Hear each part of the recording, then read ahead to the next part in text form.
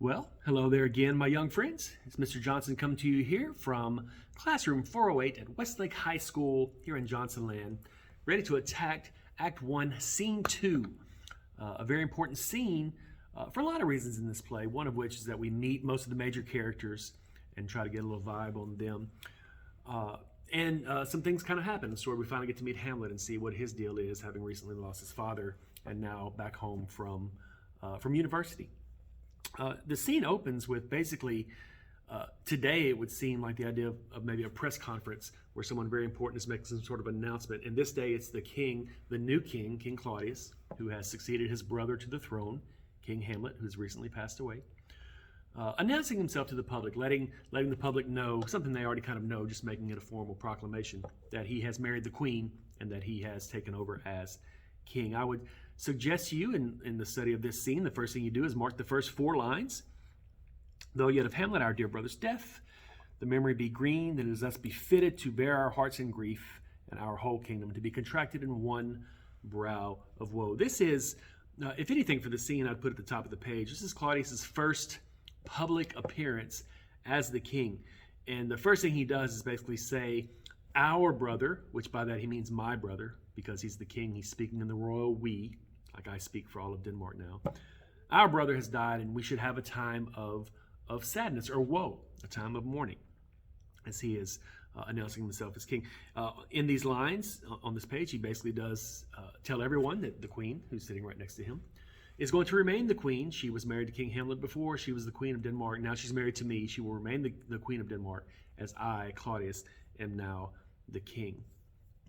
One of the issues to be dealt with was something that was mentioned in the previous scene, in scene 1 of the play. The idea of Fortinbras, the idea of young Fortinbras putting together maybe a military, an army, to try to come and attack. And what gets mentioned here in 9 lines, beginning with now follows. If I were you, I would maybe highlight 9 lines, beginning with now follows.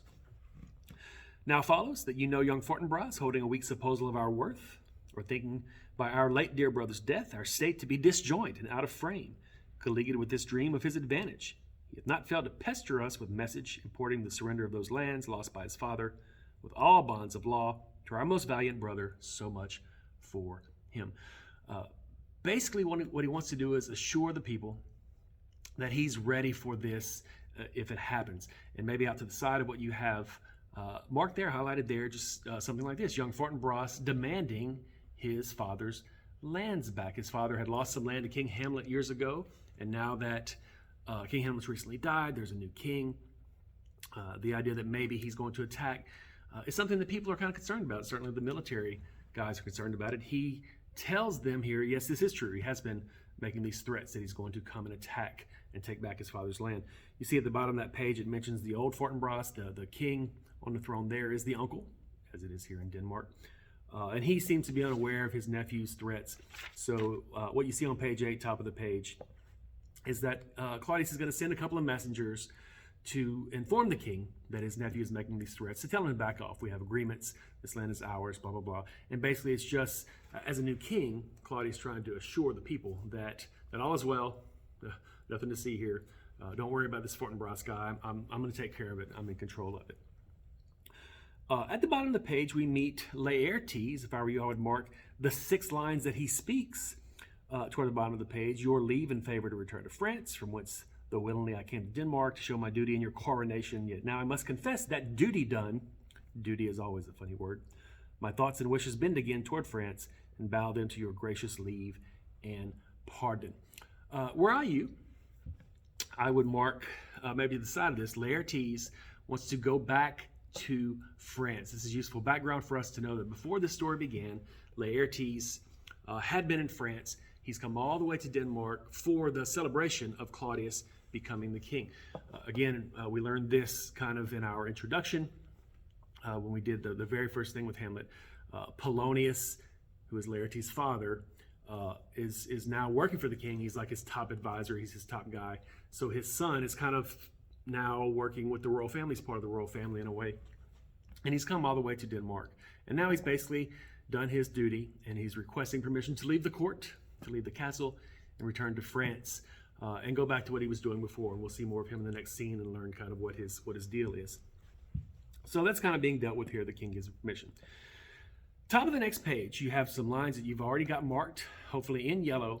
And again, for your testing purposes, the lines that are marked in yellow are things that will be test questions. They are quotes. There are things that you will need to be able to discuss. Oftentimes on the test, you'll need to be able to discuss them. Sometimes, again, you just need to know the speaker. Sometimes, like some of these, it will be helpful to understand kind of the context, who's speaking, what they're speaking about, who they're speaking to, maybe just anything about it that seems relevant is something that you might need to be able to discuss once we take a test on this material. At the very top of page 9, the queen looks at Hamlet and says, "Good Hamlet, cast thy knighted color off, let thine eye look like a friend on Denmark." For your purposes, you have some room on this page or somewhere wherever you're going to take notes. It's very useful to know what she's actually saying is the knighted color. Stop wearing black clothes. Stop with the public displays of grief and let your eye look like a friend on Denmark. Who is Denmark now is basically Claudius.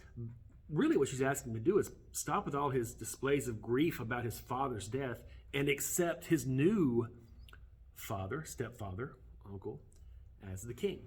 She's kind of putting him on the spot here because she's asking him that in front of people. This isn't like a private conversation like maybe a family should have. This is kind of like a public thing. So she's asking him to stop wearing black clothes, stop the public mourning, and basically to accept, let that eye look like a friend on Denmark. It's asking him to accept Claudius as the new king. That is something that you should maybe kind of understand what those lines mean and be able to discuss them when it's time on a test. His response here is in a speech down toward the middle of the page, and you have two things that are marked, and there's a bunch of words kind of separating it, but they kind of go together. Seems, madam, nay it is, I know not seems, and then down toward the bottom, but I have that which in with passage show these but the trappings and the suits of woe. She asked why it's so particular. Why do you seem like you're so upset? And basically, and again, this is something maybe worthy of discussion on your test. I don't seem like I'm upset. I am genuinely hurting. I have that which in with passage show these but the trappings and the suits of woe. Basically what Hamlet's trying to say here, and maybe be able to discuss this, this isn't an act. I don't just continue to wear black clothes and continue public mourning because I want people to notice me and feel sorry for me. I'm the young prince. Everybody please notice me. I am genuinely hurting over the loss of my father. This is something maybe worthy of discussion for your test. I have that which in with passage show these but the trappings and suits of woe. I have genuine deep pain inside of me. This is not for everyone else's benefit. This is legitimately how I feel. So as his mother starts off here, kind of putting him on the spot, please stop with all the public displays except your new father as your father and your king. He's like, look, that's not just a show. I'm actually hurting and whatnot. Immediately Claudius interrupts. I would maybe mark the first 4 lines after Hamlet's quote there.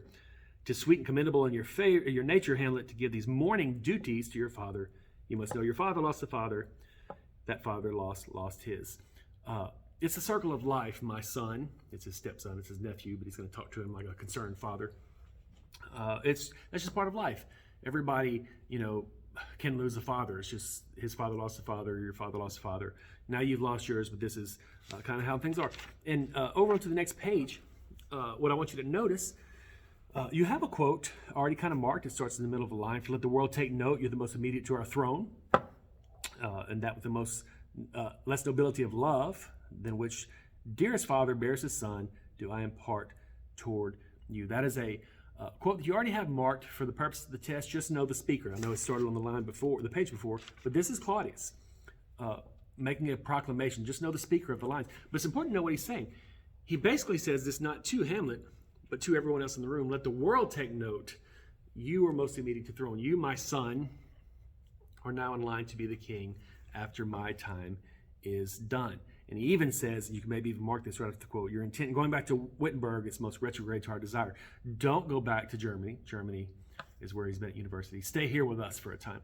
Claudius doesn't necessarily really want Hamlet to stay here, but he wants to have, and this is useful for you to know in the context of the scene, he wants to have the appearance of a concerned father. We are a family. We're going to get through this together, because he wants the people out there kind of watching this conversation to believe that he is a good king, a good man, a good stepfather slash uncle to Hamlet, and that he really cares about him. So while this does seem to be Claudius making some sort of reaching out to Hamlet, it's really kind of more for public perception. He's concerned about public opinion because these people are just getting to know him as the king. Now, kind of the last thing in this scene, I know it goes on for several pages, but there's not a whole lot of that we need. What you do need to see here at the bottom of page 10, and if you were kind of taking notes for this, I would put at the bottom of page 10, this is Hamlet's first soliloquy. This is Hamlet's first soliloquy in this play. As you know, a soliloquy is one person on stage speaking. He's not necessarily speaking to himself, he's speaking to the audience. He's thinking out loud. It's how we can know his inner thoughts. And the play, that's the only way that we can really know. In a movie, you might have a voiceover or something to hear a character's thoughts. In a play, the character just basically walks around and speaks aloud. And Hamlet's soliloquy, some of them more important than others, often show us what he's really thinking. So this is Hamlet's first soliloquy, and maybe add this to your annotations. This is just a real picture of depression. It's very interesting that Shakespeare is so easily able to articulate some of the emotions. If you've ever been really in a dark place, if you've ever been in a state of maybe depression, there's some of the things that are said here you can kind of relate to that people that aren't feeling it can't really understand. This is before depression was actually really a concept. This is Shakespeare in 1601 articulating something that we understand better historically as time has gone on. We have a better understanding of the mind. We have the study of psychology, the study of a science, basically, of how to treat the mind, to understand it the best we can and treat it. Depression is something that wasn't easily grasped back then, but Shakespeare seemed to really understand it and really have his finger on the pulse of what it meant to be in that state. The last four lines on page 10 and the first line on page 11, you should mark them. Or that the everlasting had not fixed his canon against self-slaughter. O God, God, how weary, stale, and flat, unprofitable seem to me all the uses of this world. Fie on it, fie, it is an unweeded garden. What he's basically saying here, everlasting, capital E, he's talking about God. He's saying, I wish God didn't have canon, which is another word for law, against self-slaughter, which is another word for suicide. I wish God didn't have a specific law against suicide. Hamlet just told his mother he has something within which is beyond show. He's got real, actual pain. And here that's very much illustrated. He has got deep pain in him. He wishes that he could not be here. No one has ever seriously considered suicide without being convinced there's nothing left. And you get the impression here that Hamlet is saying to the audience, he's saying it out loud so we can understand better, that this is really how he feels. He wishes he didn't have to continue on.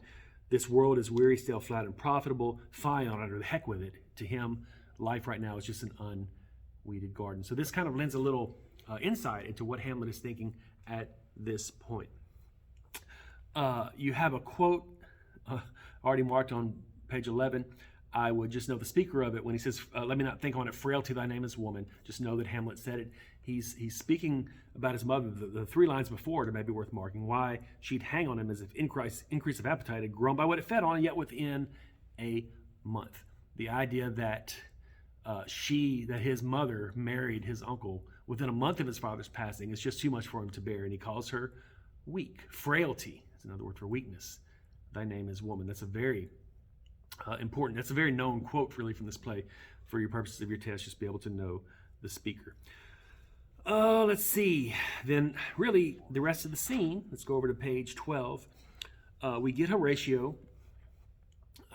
As we know from scene 1, Horatio and some of the other sentries, some of the other military guys who were standing watch the night before, want to tell Hamlet about having seen his father. So they arrive, and Hamlet begins to chat him up, Horatio. The quote you have, thrift, Horatio, the funeral bake meats that coldly furnish forth the marriage tables. Really, maybe just know the speaker for that, thrift, Horatio. We save money. He's being very, very sarcastic. We save money by using the leftover food from the funeral for my mother's wedding. And Horatio understands him and gets the idea of his sarcasm. And sometimes when you're hurting and you're really upset, sarcasm is really kind of a defense mechanism. Last thing of really note here, Horatio tries to bring up the idea of his father because he wants to tell Hamlet about having seen the ghost. And the lines that you have marked, he was a man taken for all in all. I shall not look upon his like again.